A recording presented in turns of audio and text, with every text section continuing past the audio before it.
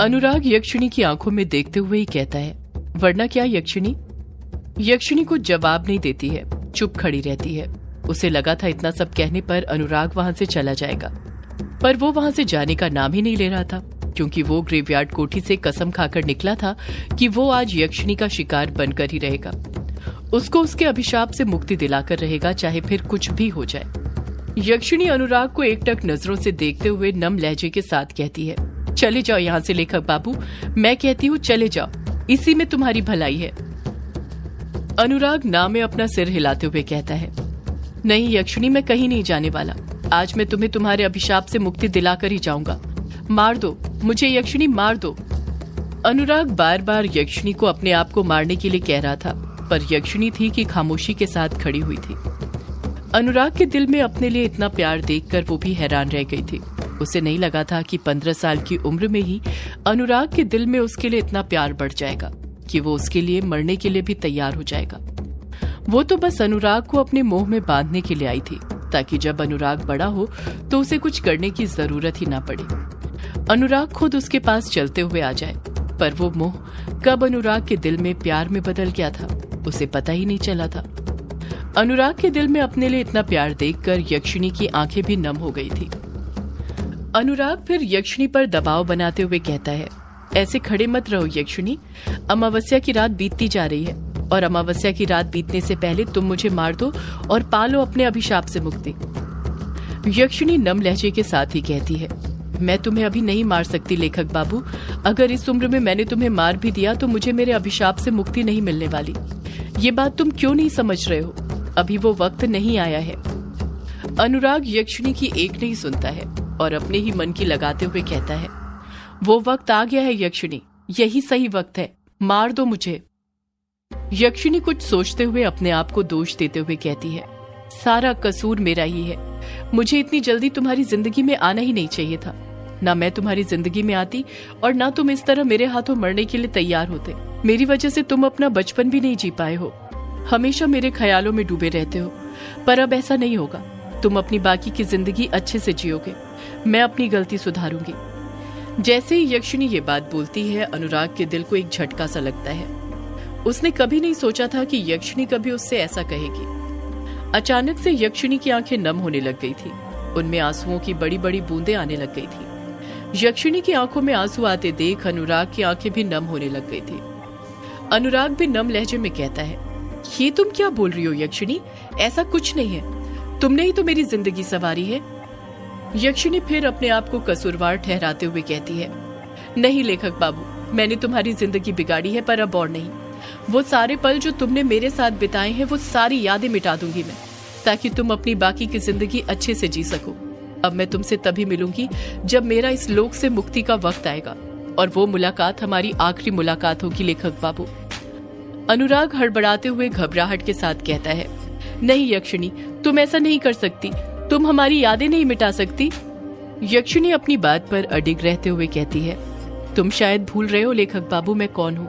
मैं यक्षिणी हूँ और मैं कुछ भी कर सकती हूँ। वो यक्षिणी जो मर्दों की मौत है उनसे उनकी सांसें छीनती है, आज वो यक्षिणी तुमसे तुम्हारी यादें छीनेगी, वो यादें जो हमने साथ में बिताई है, ताकि जो गलती तुमने आज करी वो तुम दोबारा ना करो। अमावस्या और पूर्णिमा की रात घाट पर आने का सोचो तक नहीं। मैं तुमसे हमारी सारी यादें छीन लूंगी लेखक बाबू, तुम्हें हमारे बारे में कुछ भी याद नहीं रहेगा, ये भी कि हम कभी मिले भी थे या नहीं। मैं तुम्हारे लिए बस एक ख्वाब या ख्याल बनकर रह जाऊंगी। अनुराग फिर ना में अपना सिर हिलाते हुए कहता है, नहीं यक्षिणी, ऐसा मत करो, तुम्हारे जाने के बाद तुम्हारी इन्हीं यादों के साथ तो जीता हूं मैं, अगर तुम मुझसे ये यादें भी छीन लोगी तो फिर कैसे जीऊंगा मैं। यक्षिणी अपने दिल पर पत्थर रखते हुए जानबूझकर बुरी बनने का नाटक करते हुए कहती है, तुम वैसे ही जीना लेखक बाबू जैसे आम लड़के जीते हैं। मैं कह रही थी ना चले जाओ, पर तुम नहीं गए, तुमने मेरी बात नहीं मानी, अब उसकी सजा तो तुम्हें भुगतनी पड़ेगी। लेखक बाबू, तुम पूछ रहे थे ना मुझसे कि अगर तुम नहीं गए तो मैं क्या करूंगी, मैं तुमसे तुम्हारी यादें छीन लूंगी। अनुराग जानता था यक्षिणी का फैसला नहीं बदलने वाला, एक बार उसने कोई निर्णय ले लिया तो वो उस पर अडिग रहती है। उसके फैसले पत्थर की लकीर हैं जो कभी नहीं मिटते।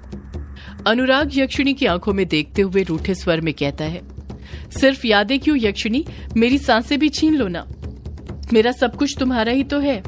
अनुराग की ये बात यक्षिणी के दिल को छू जाती है। यक्षिणी को अनुराग की आंखों में वो प्यार दिखाई दे रहा था जो आज तक किसी के दिल में दिखाई नहीं दिया था। पर वो ये बात अच्छे से जानती थी कि वो इस उम्र में अनुराग को अपना शिकार नहीं बना सकती थी। ये नियति के नियम के विरुद्ध था। यक्षिणी जानबूझकर कठोर बनते हुए कहती है, वो भी छीन लूंगी लेखक बाबू, एक दिन तुम्हारी सांसें जरूर छीनूंगी मैं, जब वक्त आएगा। इतना कहकर यक्षिणी खामोश हो जाती है। अनुराग भी खामोश रहता है, पलटकर कुछ नहीं कहता है। उन दोनों के बीच एक गहरी खामोशी छाई हुई थी, वो खामोशी जो उन दोनों के बिछड़ने की गवाही दे रही थी। जिस तरह पत्ते पेड़ों से बिछड़ते हैं, उसी तरह आज यक्षिणी अपने लेखक बाबू से बिछड़ने वाली थी। पत्तों की तरह वो दोनों भी एक दूसरे से बिछड़कर अपना अस्तित्व खोने वाले थे। यक्षिणी एकटक नजर से अनुराग की आंखों में देखने लग जाती है और उसकी आंखों में देखते हुए ही मंत्र बड़बड़ाने लग जाती है। अनुराग नम लहजे में अपनी बात दोहराते हुए कहता है, ऐसा मत करो यक्षिणी, ऐसा मत करो।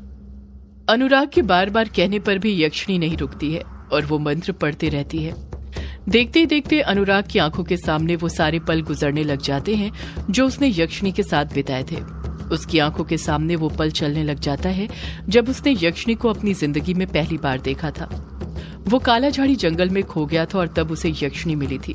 ऐसे ही एक एक करके अनुराग की आंखों के सामने यक्षिणी के साथ बिताए सारे पल गुजरने लग जाते हैं। जैसे जैसे अनुराग की आंखों के सामने वो सारे पल गुजरते जा रहे थे, उसकी आंखें और ज्यादा नम होते जा रही थी।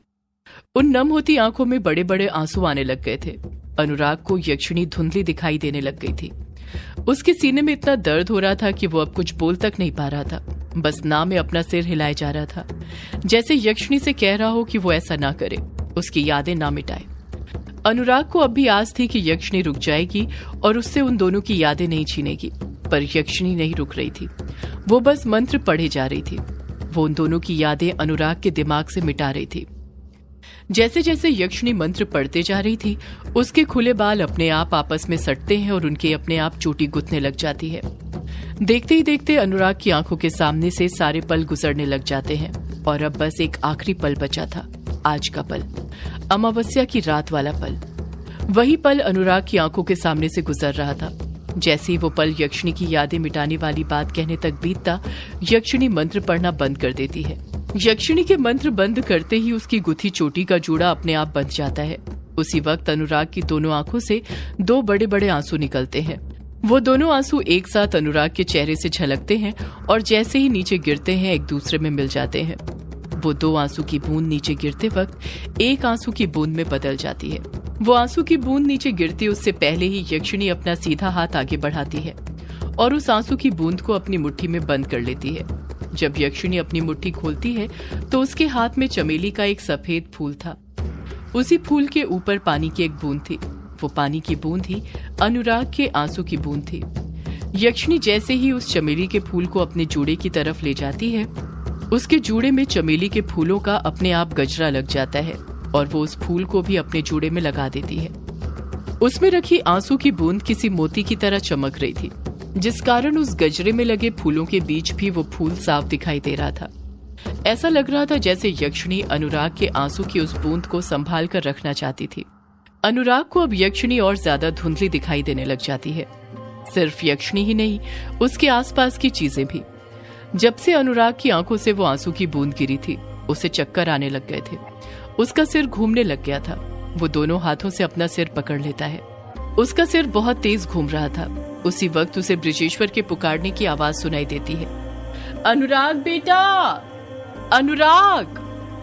जैसे ही अनुराग लेफ्ट साइड अपना सिर करता है तो देखता है कि उससे करीब 30 कदम की दूरी पर पसीने से लथपथ अकबकाया हुआ बृजेश्वर खड़ा हुआ था, जो कि इतना थक गया था कि अब भी हांफे जा रहा था और हांफते हुए ही अनुराग को पुकारे जा रहा था। अनुराग अपने पिता बृजेश्वर को देखता है और उसे देखते देखते ही बेहोश हो जाता है। वो धड़ाम से गिर जाता है। बृजेश्वर का ध्यान इस समय सिर्फ अनुराग पर था। उसका ध्यान उसके बगल में खड़ी यक्षिणी पर नहीं गया था। अनुराग को यूं गिरता हुआ देखकर बृजेश्वर अपनी पूरी जान लगाकर अनुराग की तरफ भागने लग जाता है। हड़बड़ाहट के साथ भागने के कारण बृजेश्वर के पैर लड़खड़ा जाते हैं और वो धड़ाम से गिर जाता है, पर फिर भी वो उठता है और अनुराग की तरफ भागने लग जाता है। ब्रिजेश्वर जैसे ही अनुराग के पास पहुंचता है तो उसके पास बैठ जाता है और घबराते हुए कहता है, अनुराग बेटा, उठ उठ अनुराग बेटा उठ। ब्रिजेश्वर अनुराग को उठाया जा रहा था पर अनुराग उठ नहीं रहा था। उसके शरीर में जरा सी भी हलचल नहीं थी। ब्रिजेश्वर की आंखों से आंसू बहने लग गए थे। अपने बेटे को अपने सामने यूं पड़ा हुआ देखकर ब्रिजेश्वर रोने लग गया था। ब्रिजेश्वर रोते हुए अनुराग को अपने दोनों हाथों से हिलाते हुए कहता है, अनुराग बेटा उठ उठ अनुराग बेटा उठ। ब्रिजेश्वर अनुराग को उठाया जा रहा था पर अनुराग उठ नहीं रहा था। उसके शरीर में जरा सी भी हलचल नहीं थी। ब्रिजेश्वर की आंखों से आंसू बहने लग गए थे। अपने बेटे को अपने सामने यूं पड़ा हुआ देखकर ब्रिजेश्वर रोने लग गया था।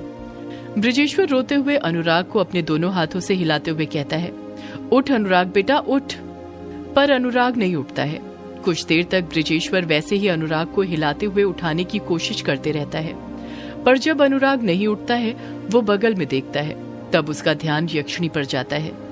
यक्षिणी उसे कोई आम लड़की की तरह दिख रही थी।